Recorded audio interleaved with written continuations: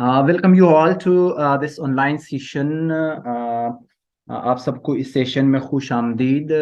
जिन जिन लोगों ने अभी तक हमारे चैनल मोहम्मद रहीम खान ऑफिशियल को सब्सक्राइब नहीं किया है, वो काइंडली जा करके यूट्यूब के सर्च में सर्च करके इस चैनल को सब्सक्राइब करें, ताकि आप तक CSS PMS या बाकी कम्पिटिटिव एग्जाम्स के जितने भी जर्नल साइंस के लेक्चर्स हैं, बहुत ही ज़बरदस्त और अच्छे, बहुत ही इजी वे में वहाँ पर बहुत सारे लेक्चर्स मौजूद है। आप वहाँ जा करके इस चैनल को सब्सक्राइब कर सकते हैं और वहाँ पर बहुत सारे लेक्चर्स पड़े, आप उनको देख सकते हैं। और चैनल सब्सक्राइब करके बेल आइकन ज़रूर प्रेस कर ले, ताकि आप तक हमारे नए लेक्चर्स भी आते रहें। ये हमारा 3 डेज का सेशन जो कि फ्राइडे सैटरडे और संडे को होता है। इंशाल्लाह आपके रिक्वायरमेंट, आपके डिमांड के लेक्चर यहाँ पर होंगे। जो टॉपिक आपको क्लियर नहीं है, आप लोग जो हमारा ग्रुप है वहाँ पे भी आप लोग लिंक का वहाँ पे टॉपिक हमें बता सकते हैं कि कौन सा टॉपिक है, कौन सा टॉपिक आपको क्लियर नहीं है, नेक्स्ट हमारा सेशन किस टॉपिक पे होना चाहिए, और यहाँ पर भी आप लोग कमेंट में बता सकते हैं। तो आज का टॉपिक जो हम स्टार्ट करने जा रहे हैं वो कुछ बायोलॉजिकल टर्मिनोलॉजीज हैं। उन बायोलॉजिकल टर्मिनोलॉजीज को अगर हम देख लें तो वो बहुत ही इजी हैं। 4-5 बायोलॉजिकल टर्मिनोलॉजीज हैं जो कॉमनली यूज होते हैं, उनको हम डेफिनेशंस भी कहते हैं। The very first one that is biogeography, then we are having horticulture, bioelements, tissues, organs, organ system, immunology. So ये आज के हमारे टॉपिक्स होंगे। इंशाल्लाह हम वन बाय वन इसको कोशिश करेंगे, इसको डिस्कस कर लें और जो है ना इसको आसानी से समझने की कोशिश कर लें। The very first one that is biogeography. It is actually okay, thank you Taimur Akbar. Bio geography actually दो बल्कि 3 वर्ड्स हैं, जो कि बायो ग्रीक वर्ड है और जियो भी एक लैटिन वर्ड है, ग्राफी ये 3 वर्ड्स की कॉम्बिनेशन है। Bio means life. जब भी कभी आप कहीं पे कुछ भी पढ़ रहे होते हैं, जब आपके वर्ड के कॉम्बिनेशंस में या आपके सेंटेंस की कॉम्बिनेशन में कहीं पे वर्ड बायो यूज हो जाए, सो you must think that it must mean that it is talking, it is discussing, or it is describing something related to life, related to animals. जहाँ कहीं बायोलॉजी का word या sorry bio का word use हो जाए, तो वहां पे आपने इस चीज को अंडरस्टैंड करना है कि there is something related to life और living organisms, either they may be plant, may be animals, maybe viruses, sorry, maybe bacteria, maybe microorganisms, जितने भी लाइफ सस्टेनिंग ऑर्गेनिजम्स हैं उनको हम बायो वर्ड यूज को डिस्क्राइब करता है। बायो का जो लफ्ज है it is actually the Greek word which means the life. अब लाइफ को अगर हम देख ले, लाइफ में फिर ये सारे जितने भी लिविंग करेक्टरिस्टिक्स रखने वाले ऑर्गेनिजम्स हैं वो सारे आ जाते हैं। जियो means earth, graphy means measurement or graphs or presentation, you can say. So biogeography, what actually this is, biogeography is actually branch of biology. ये बायोलॉजी के उसमें आता है, स्टडीज में आता है। बायोलॉजी को अगर हम देख ले, यहाँ पर ये फिर दो ग्रीक वर्ड से बना हुआ है। Bio means life, logy means is derived from the logos words which means to think, to read, to study something. Biology means the study of life. अब लाइफ को अगर हम देख ले, अर्थ पर लाइफ तीन फॉर्म्स में मौजूद है हमारे पास। लाइफ हमारे पास मौजूद है माइक्रो ऑर्गेनिजम्स की सूरत में, जो कि ज्यादातर यूनिसेलुलर ऑर्गेनिजम्स होते हैं मोस्टली। उसके बाद अगर हमारे पास इस अर्थ पर या प्लेनेट पर, इस प्लेनेट पे जो लाइफ मौजूद है वो हमारे पास प्लांट्स की सूरत में मौजूद है। और थर्ड मेजर फॉर्म जो मौजूद है हमारे पास लाइफ की, वो एनिमल्स की सूरत में। यानी लाइफ हमारे पास 3 फॉर्म्स में मौजूद है, 3 सूरतों में मौजूद है: micro organisms, plants, animals, animals, and yes, if someone wants to ask something, kindly text in inbox. Okay, yes unicellular आप पूछ रहे हैं। Uni means one, cellular means made of cells, जो ऑर्गेनिजम्स एक सेल से बने होते हैं, they are known as unicellular, उनको हम यूनिसेलुलर बोलते हैं। अगर आपने हमारा कल का टॉपिक, कल का सेशन अगर आपने अटेंड किया है तो वहाँ पे भी हमने यूनि, डाई, ट्राई, टेट्रा, पेंटा वगैरह का हमने टर्मिनोलॉजी यूज कर दिए। वो यूनि का मतलब होता है एक, और सेलुलर का मतलब होता है जो सेल से बना होता है, कोई ऐसा स्ट्रक्चर। कोई बात नहीं है। तो ऐसे स्ट्रक्चर को हम यूनिसेलुलर ऑर्गेनिजम्स बोलते हैं, जो कि एक सेल से बने हुए। More organisms made more than one cell, they are known as multi cellular. Multi means multiplication, यानी मोर देन वन। ठीक है, तो यहाँ पे हम बायोलॉजी का ब्रांच है, ये जो बायोजियोग्राफी है, बायोजियोग्राफी बायोलॉजी का एक्चुअली ब्रांच है। तो बायोलॉजी को अगर हम देख ले तो बायोलॉजी में हम लिविंग ऑर्गेनिजम्स को डिस्कस करते हैं। लिविंग ऑर्गेनिजम्स में unicellular, multicellular, micro organisms, plants और एनिमल्स सारे आते हैं। ठीक है, ये डील करता है with the scientific study.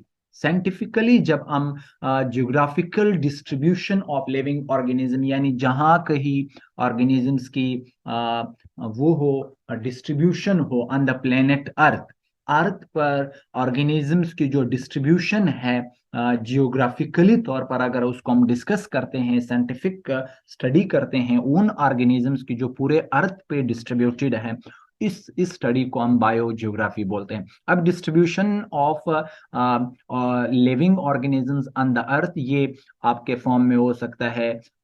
Bacteria को अगर हम देख ले, bacteria is present everywhere, in the air, in the water, in the soil, on your hands, on your clothes, on the table, everywhere bacteria is present. तो इसके अलावा अगर हम देख ले, प्लांट्स को हम देख ले, प्लांट्स मौजूद होते हैं डेजर्ट में भी मौजूद हैं। प्लांट्स जो है ना वो आपके ओशियंस में भी मौजूद होते हैं। इसके अलावा प्लांट्स जो है ना टेरेस्ट्रिशियल एरिया जहाँ पे हम रहते हैं वहाँ पे भी प्लांट्स मौजूद है। इसी तरह एनिमल्स को अगर आप देख ले, फॉरेस्ट में एनिमल्स मौजूद हैं, और डेजर्ट्स में एनिमल्स मौजूद है। कुछ एनिमल्स एक्वेटिक होते हैं, पानी के अंदर मौजूद है, ओशंस के अंदर वेल और बड़े बड़े मछलियां, और इसके अलावा और एक्वेटिक लाइफ है हमारे पास। इस डिस्ट्रीब्यूशन को हम ज्योग्राफिकल डिस्ट्रीब्यूशन बोलते हैं, कि लाइफ की डिस्ट्रीब्यूशन, एनिमल्स की डिस्ट्रीब्यूशन, लिविंग ऑर्गेनिजम्स कहाँ कहाँ पर किस किस इन्वायरमेंट में इस प्लेनेट अर्थ के ऊपर मौजूद है, इनकी साइंटिफिक स्टडी को हम बायो जियोग्राफी बोलते हैं। इनकी साइंटिफिक स्टडी को हम क्या बोलते हैं? बायो जियोग्राफी बोलते हैं। ये अब इस डायग्राम में आप लोग बहुत आसानी के साथ देख सकते हैं कि यहाँ पर हमारे पास बहुत ही खूबसूरत डायग्राम दिया हुआ है। इस डायग्राम को अगर हम देख ले, हमारे पास न्यार्केटिक रीजन है। ठीक है, तो यहाँ पे भी ऑर्गेनिजम्स मौजूद हैं, लिविंग ऑर्गेनिजम्स के पिक्चर्स आप लोग देख सकते हैं। न्यूट्रॉपिकल रीजन को अगर हम देख ले, यहाँ पे ऑर्गेनिजम्स मौजूद है। इथोपियन रीजन है हमारे पास, प्लियार्कटिक रीजन है, ओरिएंटल रीजन है, और ऑस्ट्रेलियन रीजन है। ठीक है, तो इस अर्थ को on the basis of biogeography इसको 7 रीजन्स में तकसीम किया हुआ है। ठीक है, जो कि यहाँ पे ऑस्ट्रेलियन रीजन है, ओरिएंटल रीजन है, पेलार्टिक रीजन है, इथोपियन रीजन है, न्यूट्रॉपिकल रीजन है, और इसके साथ साथ आर्कटिक रीजन। इस डिस्ट्रीब्यूशन को ये आप देख सकते हैं कि अर्थ पर यहाँ पर भी ऑर्गेनिजम्स मौजूद है, इस रीजन में भी ऑर्गेनिजम्स मौजूद है, ये इथोपियन रीजन में भी है, यहाँ पर भी ऑर्गेनिजम्स मौजूद है, यहाँ पे भी ऑर्गेनिजम्स मौजूद है, और इसके अलावा समंदर में भी ऑर्गेनिजम्स मौजूद है। So this distribution of organisms and the different location or places of the earth is known as geographical distribution, and the scientific study of this geographical distribution is known as biogeography. यहाँ पे आप लोग देख सकते हैं, ये बिल्कुल map पे जाहिर किया हुआ है। Argentine, neotropical regions, nearctic regions, palearctic regions, Mediterranean regions, oriental regions, Australian, different regions हैं, यूरोपियन रीजन्स हैं, जिनको यहाँ पे मैप पे जाहिर किया हुआ है, मैप पर प्रेजेंट किया हुआ है। तो इन सब को अगर हम देख ले तो इस सब में ऑर्गेनिजम्स की डिस्ट्रीब्यूशन है, which is known as which study is known as biogeography. ठीक हो गया। अब नेक्स्ट अगर हम देख ले, हमारे पास एक और टर्मिनोलॉजी है, बायोलॉजिकल टर्मिनोलॉजीज। इस बायोलॉजिकल टर्मिनोलॉजीज को हम क्या बोलते हैं? That is known as horticulture. Auto means art, okay, कि आपके पास कौन सा आर्ट है, किस टेक्निक, कैसे टेक्निक है आपके पास। और culture means to grow something, okay. Culture always means in scientific terminologies to grow something, okay. Horticulture क्या है? ब्रांच ऑफ एग्रीकल्चर है। अब देखो, एग्रीकल्चर में हम प्लांट्स वगैरह को ग्रो करवाते हैं, प्लांट्स वगैरह के साथ डील करते हैं। सो ये जो ऑटोकल्चर है, it is actually the branch of agriculture which is actually the scientific study of what, scientific study of producing of fruits. हम फ्रूट्स को साइंटिफिक फ्रूट्स की प्रोडक्शन को अगर हम देख ले, तो हम फ्रूट्स की प्रोडक्शन करते हैं, और गार्डन्स बनाते हैं, हम वेजिटेबल्स की प्रोडक्शन करते हैं, फ्लावर्स की प्रोडक्शन करते हैं, या ऑर्नामेंटल फ्लावर जो कि हम सजावट के लिए, या घरों के ऑफिसेज या स्कूल्स या बिल्डिंग्स की ऑर्नामेंटेशन के लिए, उनकी खूबसूरती के लिए जब हम वो करते हैं, फ्लावर्स प्रोड्यूस करते हैं, तो उनको हम ऑर्नामेंटल फ्लावर्स बोलते हैं। इन सब की प्रोडक्शन को हम इनकी प्रोडक्शन की जो साइंटिफिक स्टडी हम करते हैं, दैट इज नोन एज ऑटोकल्चर। अब ऑटोकल्चर में अगर हम देख लें, ऑटोकल्चर की एक डेफिनेशन आप इस तरह से भी कर सकते हैं। It is actually the art of cultivating plants को उगाना, प्लांट्स को ग्रो करना in gardens to produce food and medicinal ingredients or for comfort of ornamental purposes, ठीक है। तो अगर आप प्लांट्स को प्रोड्यूस करते हैं गार्डन्स में, कल्टिवेट करते हैं गार्डन्स में, और किस मकसद के लिए? ताकि आप खुराक हासिल कर सकते हैं, which is in the form of fruits and vegetables, या फिर कुछ मेडिसिन इंग्रेडिएंट हासिल करने के लिए, मेडिसिनल इंग्रेडिएंट्स को हासिल करने के लिए, या फिर घरों को या ऑफिस को या बिल्डिंग्स को जो मुख्तलिफ कलर के फ्लावर्स मिलते हैं, उन पर्पजेस के लिए अगर आप प्लांट्स को कल्टिवेट करवाते हैं, ग्रो करवाते हैं, या प्रोडक्शन करवाते हैं, these all are known as these all are known as horticulture. If someone asks to ask a question or something, yes, please. If anyone want to ask something, you can please. Pomology, you can say, yes, you can say pomology. It is. Horticulture is actually agriculture. Pomology में actually हम सिर्फ वो ornamental जो flowers है उनको produce करते हैं। अब एग्रीकल्चर, हॉर्टिकल्चर में अगर हम देख ले, अगर डायग्राम्स आते हैं उसमें मुख्तलिफ पर्पस के लिए हम उनको यूज करते हैं, ठीक है। नेक्स्ट जो हमारे पास है horticulture, actually horticulturist or horticulturist are those people that are involved in this study. They are uh, uh, it is just a terminology, just a background. You can say that this such a terminologies may come in short questions, or may come in MCQs or in other you can say, okay. तो ये जो ऑटोकल्चर्स है, actually ये ऑटोकल्चरिस्ट जो हैं, ये flowers को grow करवाते हैं, फ्रूट्स को ग्रो करवाते हैं, नट्स, वेजिटेबल्स और अर्ब्स वगैरह को, या ऑर्नामेंटल ट्रीज को, लॉन्स वगैरह को ग्रो करवाने के लिए इस टेक्निक को यूज करते हैं, जिसे हम ऑटोकल्चर बोलते हैं, ठीक है।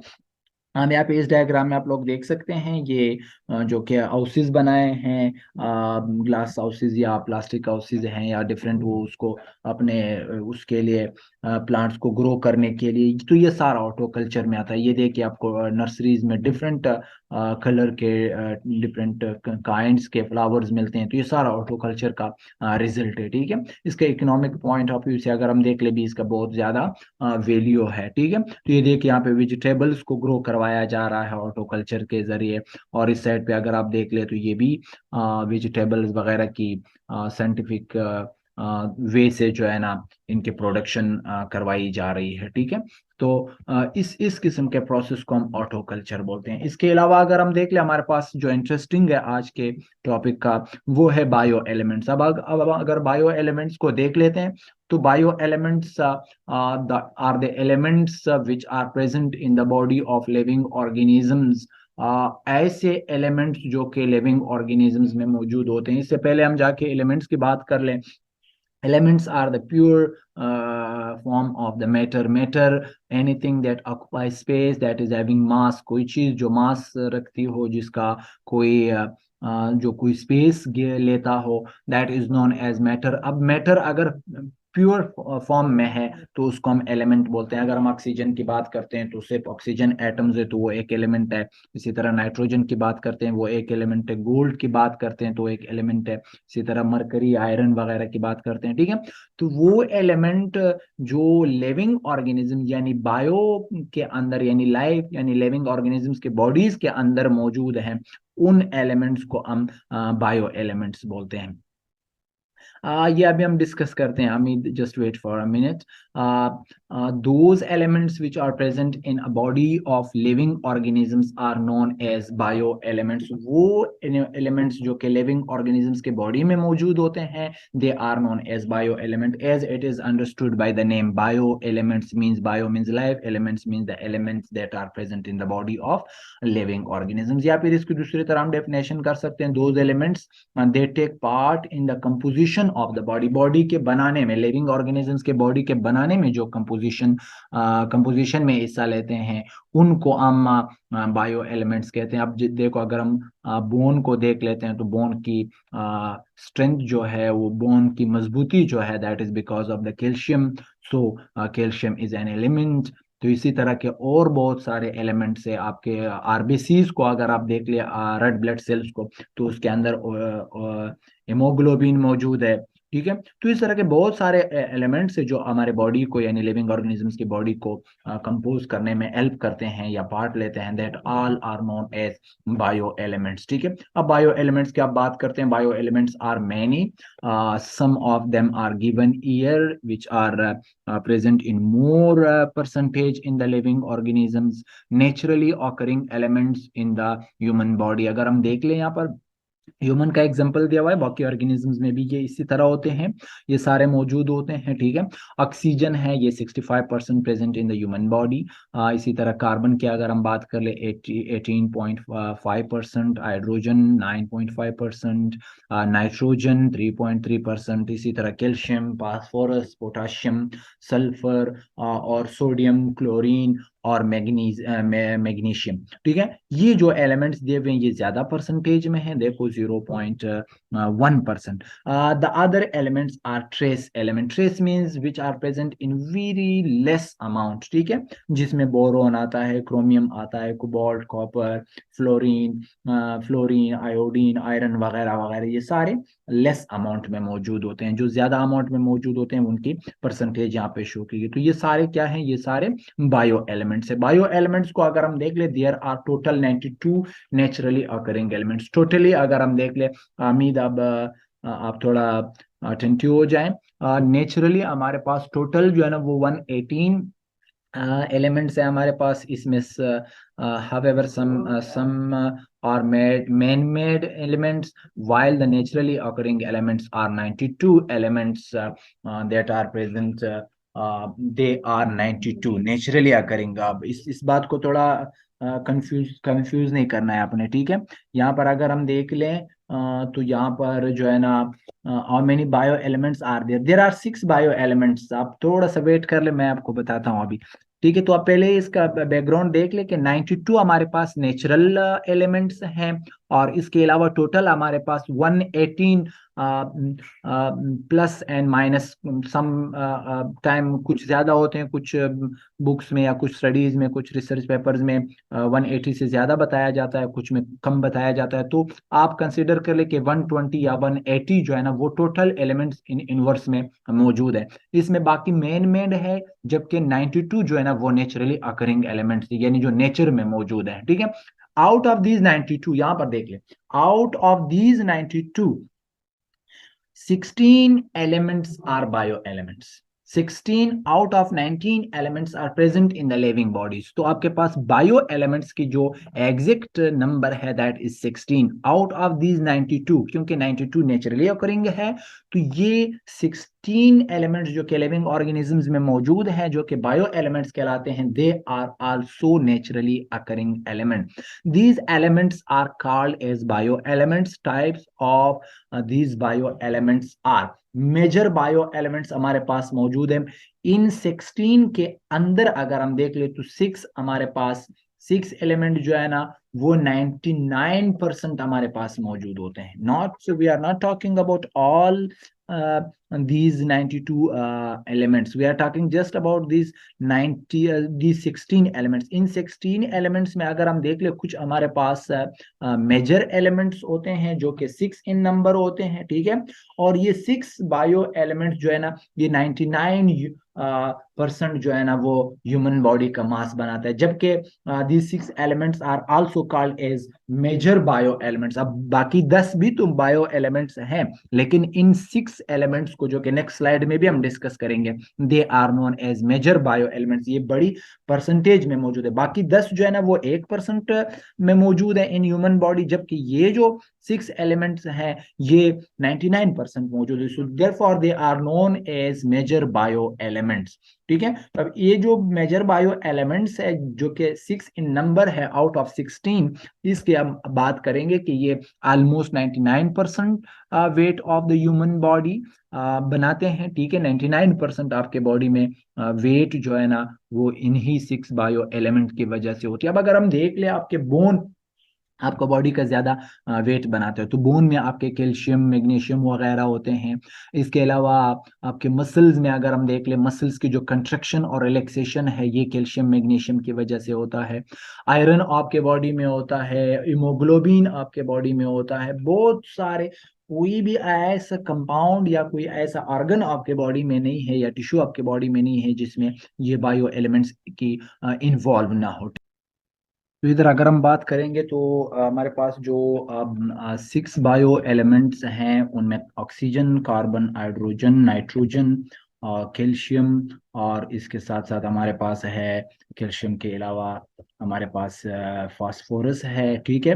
तो carbon 1, oxygen 2, hydrogen 3, nitrogen 4, calcium 5, phosphorus 6. तो ये 6 बायो एलिमेंट्स है हमारे पास. अगर हम देखें तो हमारे पास जो बायो एलिमेंट्स है वो टोटल कितने हैं, वो 6 हैं. ठीक है. इसके अलावा अगर हम देख ले हमारे पास है टिश्यू, जो नेक्स्ट टर्मिनोलॉजी है. टिश्यू को अगर हम देख लें तो टिश्यू एक्चुअली टिश्यू एक्चुअली जो है ना क्या है, टिश्यू एक्चुअली एक ग्रुप होता है. ठीक है. अगर हम टिश्यू की बात करें तो टिश्यू एक्चुअली सिमिलर स्ट्रक्चर वाले ऐसे सेल्स होते हैं जो एक साथ जुड़े रहते हैं, और जो है ना उन सब का काम जो है ना वो स्पेसिफिक होता है. ठीक है. वो इन सब सेल्स जो है ना वो एक काम करते हैं. तो टिश्यू ग्रुप ऑफ सेल्स हैं, सिमिलरली सेल्स होते हैं, सिमिलर सेल्स होते हैं जो स्ट्रक्चर में सेम होते हैं. और जो है ना ये तमाम सेल्स एक टिश्यू के अंदर, तमाम सेल्स जो है ना वो क्या होते हैं, वो स्पेसिफिक फंक्शन करते हैं, एक ही काम करते हैं. तो इस वजह से इनको जो है ना हम टिश्यू बोलते हैं. ठीक है. अब अगर टिश्यू का डेफिनेशन को अगर हम देख ले थोड़ा बहुत, टिश्यू जो है ना ये एक्चुअली फ्रेंच वर्ब है, meanings to weave, which means texture और स्ट्रक्चर. ठीक है. तो ये एक एक्चुअली एक फ्रेंच वर्ब है. इसका मतलब ये होता है कि टेक्सचर या किसी चीज का स्ट्रक्चर. तो टिश्यू जो है ना वो एक्चुअली स्ट्रक्चर बनाता है. जब बहुत सारे सेल्स आपस में मिल जाते हैं of same kind, of same structure, of same similar structure, तो वो एक्ट टुगेदर, वो एक साथ परफॉर्म करते हैं और एक खास काम परफॉर्म करते हैं. ठीक है. तो इसको हम टिश्यू बोलते हैं. ठीक है. इसके अलावा जो है ना अगर हम देख ले, there are 4 different types of tissue in animals. Animals के बॉडी में अगर हम देख ले तो हमारे पास 4 टाइप्स के टिश्यूज होते हैं. ठीक है. कनेक्टिव टिश्यूज, इसके अलावा हमारे पास मसल्स टिश्यूज, मसल टिश्यू के अलावा हमारे पास नर्वस टिश्यूज, और नर्वस टिश्यूज के अलावा हमारे पास epithelial tissues. Connective tissue, the very first one, थोड़ा बहुत मैं एक्सप्लेन कर दूं. यहाँ पे कनेक्टिव टिश्यू का मतलब होता है जो दूसरे टिश्यूज को कनेक्ट करता है, जैसे कि बोन्स हो गए हमारे पास.